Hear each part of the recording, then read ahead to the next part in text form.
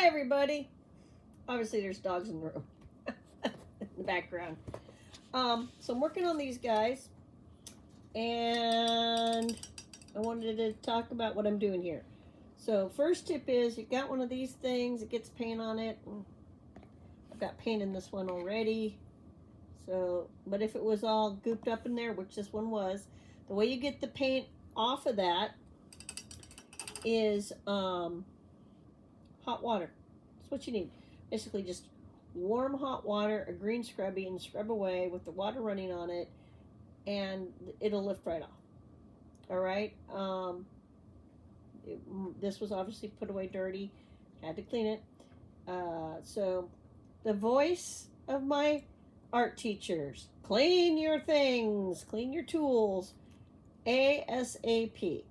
That way, they're ready to go. Nothing gets ruined. Same goes with the brushes. And in painting, you don't want to get more. Where's the little thing? There it is. Okay, so I don't know if you can see the gray primer there. I don't know. There we go. See how it's only about halfway up the brush? If you let the paint go all the way up into this part here, where it glues in, your brush will never work as good as when you first got it. That's the truth. I don't care what kind of painting you're doing. House painting, painting minis. So, I am using a gray primer because that's the primer I found. I said it would be like whatever primer I found. I've got other colors, I know I do. And I'm starting to primer these guys. I'm just doing it, casually. Bigger brush would probably be better, but, this is the brush I found. I found 2 brushes. I don't want to dig through everything. Things are a little discombobulated at my house. We're in the process of organizing things, which means you're unorganized. Trying to, while you organize, and it can be weird.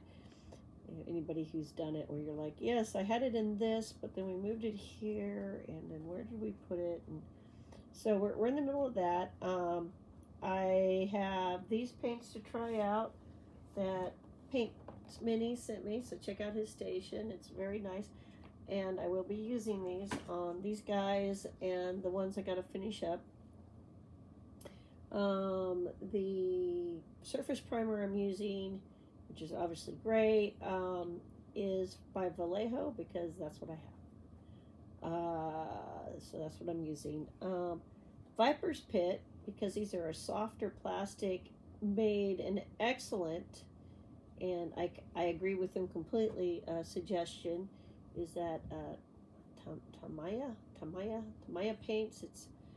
They do a lot of paints for model building and army building, painting, and historic paintings, that kind of stuff. And they were the company, man, when I started painting, using acrylics. And you can, in fact, use their paints as primers. They've got some great paints and painting minis and any models that you want to do. So if you're hand painting, which I'm kind of doing here, that is an option. When I do this stuff too, it's like, I will eventually get around to primering and painting the base, but I probably won't worry about the base right away.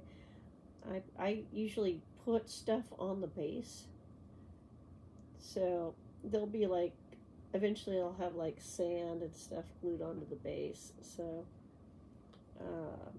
that's what I do, with various colors and whatnot. Unless the base is something that looks like it would look cooler painted for some reason. So you just primer these guys, and what you can't see off camera here, well, I use paper plates because they work well to put the little dudes on. Also, what works well is the tops of ice cream containers. They really do. You just clean them up, and they look great. So save those containers. So I usually use like these little plastic shot glasses. I don't know what you call them. Shot glasses, plastic Dixie cups. Put my water in. And I usually have 2 containers of water. One is just clean water. And then I can pour it into like the little cups and stuff if I want to. And the other one is my dirty water for my brush. And usually I have a paper towels handy, stuff like that. So, primer. And all I'm doing right now is priming them because I already decided, and you can, as it dries here, I don't know if it's going to show up in the lighting I got, but as this dries, you're going to see the difference in the gray between the painted, and see, I can see the parts that I missed. So I'll probably end up doing a couple coats of this stuff just to get them primed nice and